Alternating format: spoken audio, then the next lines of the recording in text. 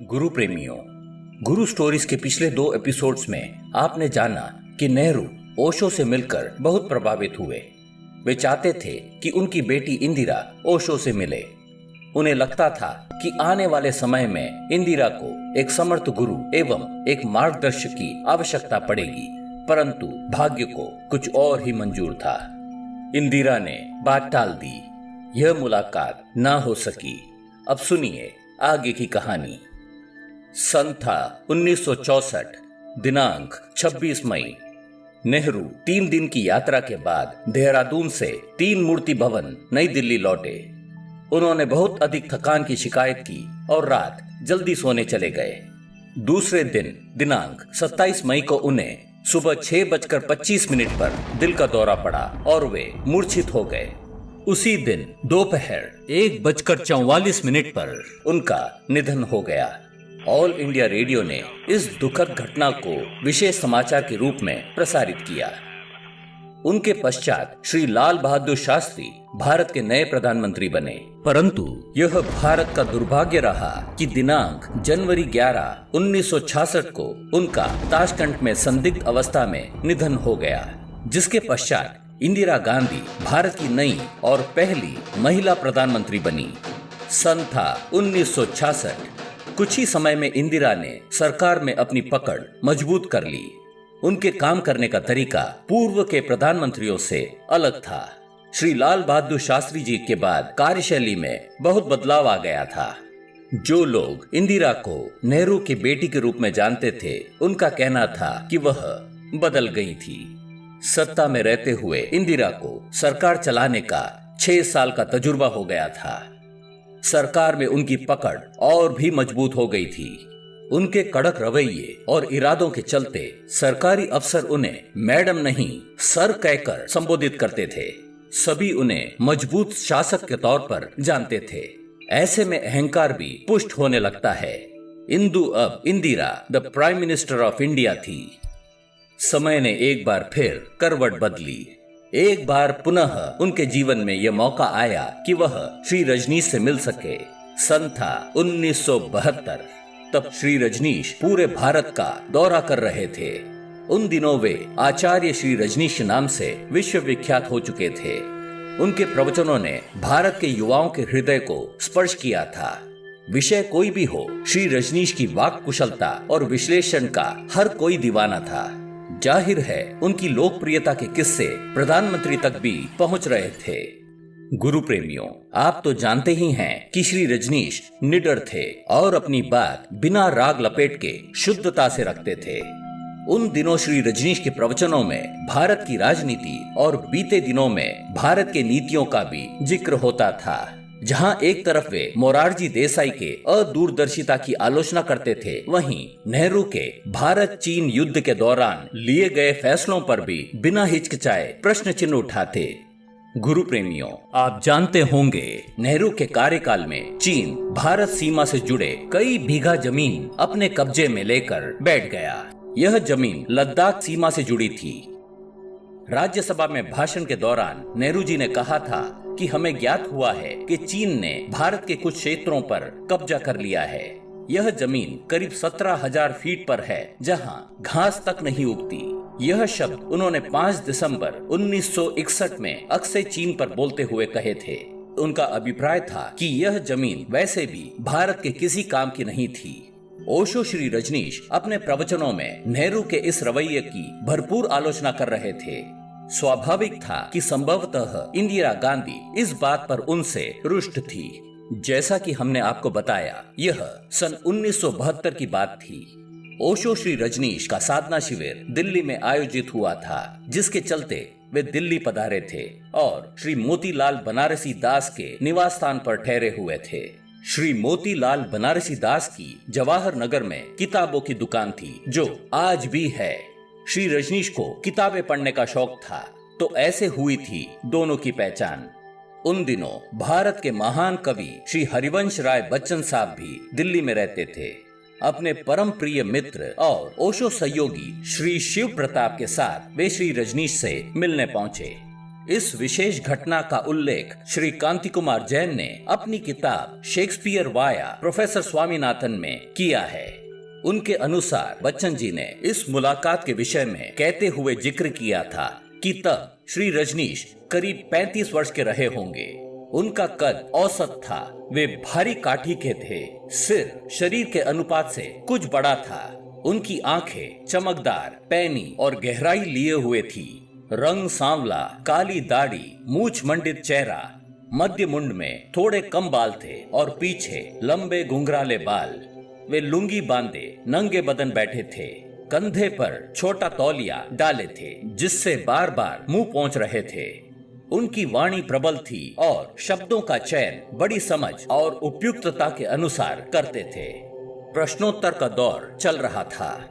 जब किसी ने श्री रजनीश से भारत की राजनीति और भविष्य पर प्रश्न पूछा, तब श्री रजनीश ने जवाब तो दिया ही, साथ ही स्वयं इंदिरा से मिलने की इच्छा जताई।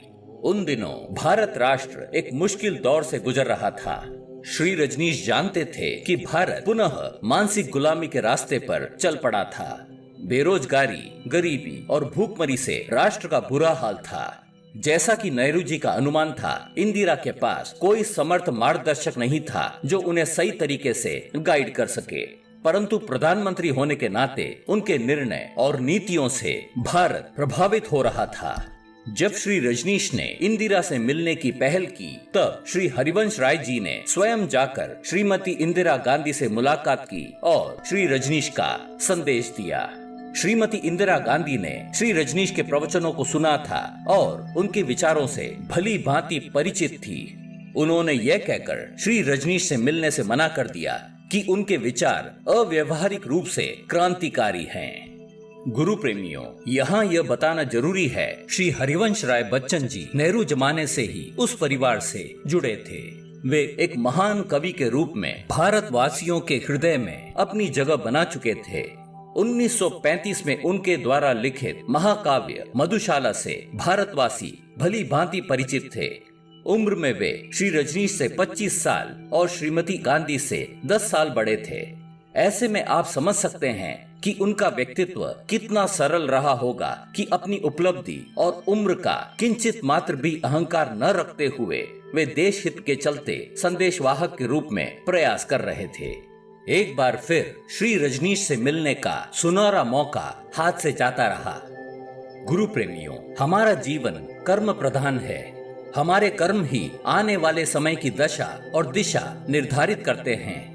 इस दृष्टि से लिए गए निर्णयों का हमारे जीवन पर प्रभाव होता ही है। जहाँ सही निर्णयों का अनुकूल परिणाम होता है, वहीं अगर हम चूक गए तो परिणाम प्रतिकूल हो जाते हैं। जब कोई व्यक्ति प्रधानमंत्री की कुर्सी पर आसीन होते हैं, तब उनके निर्णयों का पूरे राष्ट्र पर असर होता है। श्रीमती गांधी के इस निर्णय का असर भारत को बाद के समय में भुगतना पड़ा। श्रीमती गांधी का यह कहना कि श्री रजनीश के विचार अव्यवहारिक और क्रांतिकारी हैं, यह दर्शाते हैं कि न तो वे भारत में नयापन चाहती थी, न ही किसी प्रकार की क्रांति। वैसे भी समय गवाह है कि प्रधानमंत्री पद पर रहते हुए उनके फैसलों से राष्ट्र कितना प्रभावित हुआ। 1975 में उनके आग्रह पर भारत के राष्ट्रपति श्री फखरुद्दीन अली ने 25 जून को देश में इमरजेंसी की घोषणा की। आप तो जानते ही हैं कि इमरजेंसी के दौरान क्या क्या हुआ। गुरु प्रेमियों, हमारा मकसद राजनीति पर टिप्पणी करना नहीं है। हमारा अभिप्राय मात्र यह बताना है कि सद्गुरु बिना कारण कुछ भी नहीं करते। गुरु का हर कार्य जनहित के लिए होता है। श्री रजनीश भली भांति जानते थे कि इंदिरा गांधी पहले भी नेहरू जी की बात टाल चुकी थी। इसके बावजूद उन्होंने श्रीमती गांधी से मिलने की इच्छा जताई थी। वे जानते थे कि भारत के उज्जवल भविष्य के लिए एक समर्थ मार्गदर्शक की आवश्यकता थी। इसके पीछे उनका कोई निजी स्वार्थ नहीं था। जिस युवा रजनीश ने पंडित नेहरू की बात अस्वीकार कर दी थी, उन्हें भला श्रीमती गांधी क्या दे पाती। परंतु एक बार फिर श्रीमती गांधी का श्री रजनीश से ना मिलना भारत पर दुर्भाग्य लेकर आया। इसका खामियाजा भारत को चुकाना पड़ा। हालांकि एक अन्य प्रवचन में ओशो ने कहा था कि इंदिरा का उनसे न मिलने का निर्णय उनका निजी निर्णय नहीं था। इंदिरा पर उनके सलाहकारों का बहुत अधिक दबाव था कि वे श्री रजनीश से ना मिलें। खैर, जो होना था हो गया। इमरजेंसी के बाद कई गणमान्य नागरिक जो एक समय श्रीमती गांधी के काफी करीब थे ने उनसे दूरियां बनाना शुरू कर दिया। ऐसे में उनके विकल्प कम होते जा रहे थे। वह राजनीतिक अखाड़े में अकेली पड़ गई थी। रह रहकर उन्हें अपने पिता की बात याद आती रही। उनके पास दो विकल्प थे, या तो वे शांति मूर्ति श्री जे कृष्णमूर्ति से मिलें या विस्फोटक तेजस्वी श्री रजनीश से। उन्होंने जे कृष्णमूर्ति को चुना। वैसे भी हम बता चुके हैं कि श्री रजनीश का नेहरू जी की नीतियों को लेकर टिप्पणी करना श्रीमती गांधी को नागवार गुजरा था। चयन स्वाभाविक था। उस समय की प्रसिद्ध लेखिका पुपुल जयकर अपनी किताब जे कृष्णमूर्ति अ बायोग्राफी में लिखती हैं कि उन दिनों श्रीमती इंदिरा गांधी अक्सर कृष्णमूर्ति जी से मिलने लगी। ऐसी ही एक मीटिंग में श्रीमती गांधी रो पड़ी। आप समझ सकते हैं कि क्या दबाव रहा होगा। यह इमरजेंसी का दौर था। श्री जे कृष्णमूर्ति ने उन्हें सलाह दी कि वे तुरंत इमरजेंसी को वापस लें। इंदिरा ने ऐसा ही किया। इसके बाद एक तरह से उन्होंने जे कृष्णमूर्ति को अपना गाइड मान लिया। इमरजेंसी के बाद 1977 में हुए चुनाव में श्रीमती गांधी और कांग्रेस को भारी शिकस्त मिली। हालांकि श्री जे कृष्णमूर्ति ने पहले ही इस बात से इंदिरा को आगाह कर दिया था। किताब के अनुसार सन 1977 के बाद श्रीमती इंदिरा गांधी श्री जे कृष्णमूर्ति के काफी करीब थी। वे अपने फैसले कृष्णमूर्ति जी के मशवरे के बिना नहीं लेती। उन्हीं दिनों ओशो श्री रजनीश अपने प्रवचनों में श्री कृष्णमूर्ति जी का जिक्र किया करते थे। जहां एक तरफ वे उनकी बुद्धिमत्ता की प्रशंसा करते, वहीं कई मुद्दों पर उनसे राजी न होते। ओशो श्री रजनीश का मानना था कि बुद्धि से ज्ञान तो अर्जित किया जा सकता है, पर पूर्णता नहीं। आत्म साक्षात्कार के लिए बुद्धि और हृदय दोनों की आवश्यकता होती है। वे बुद्धि को तीक्ष्ण करने के पक्ष में तो थे, परंतु हृदय की कोमलता को गंवाने के पक्ष में नहीं। ओशो और श्री कृष्णमूर्ति जी में वैचारिक भिन्नता थी, जिसके चलते उनके अनुयायियों ने इन्हें दो गुटों में बांट रखा था। आमूमन ओशो को मानने वाले कृष्णमूर्ति जी के प्रणाली से अप्रभावित होते, और ऐसा ही कुछ हाल कृष्णमूर्ति के अनुयायियों का ओशो के प्रति था। हालांकि श्री रजनीश ने हमेशा कृष्णमूर्ति जी के बारे में अच्छा ही कहा। श्रीमती गांधी का खुलकर श्री कृष्णमूर्ति जी से मिलना सूचक था कि अब उन्हें ओशो श्री रजनीश की आवश्यकता न थी। परंतु जैसे हमने पहले भी कहा है, ओशो श्री रजनीश एक ऐसे युग गुरु हैं जिन्हें समझने के लिए मानव जाति को युगों लग जाएंगे। उनकी एक विशिष्ट जगह थी जिसे कोई और भर नहीं सकता था। श्रीमती गांधी कब तक उनसे छुप पाती। आखिर वह दिन आ ही गया जब उन्हें ओशो के दर आना पड़ा। गुरु प्रेमियों, ऐसी कौन सी रात है जिसकी सुबह नहीं? सूरज से कोई छुप सकता है भला? एपिसोड के अगले भाग में हम आपको बताएंगे कि आखिर ऐसी कौन सी बात थी जिसने श्रीमती गांधी को मजबूर कर दिया, और क्या ओशो उनसे मिले या नहीं।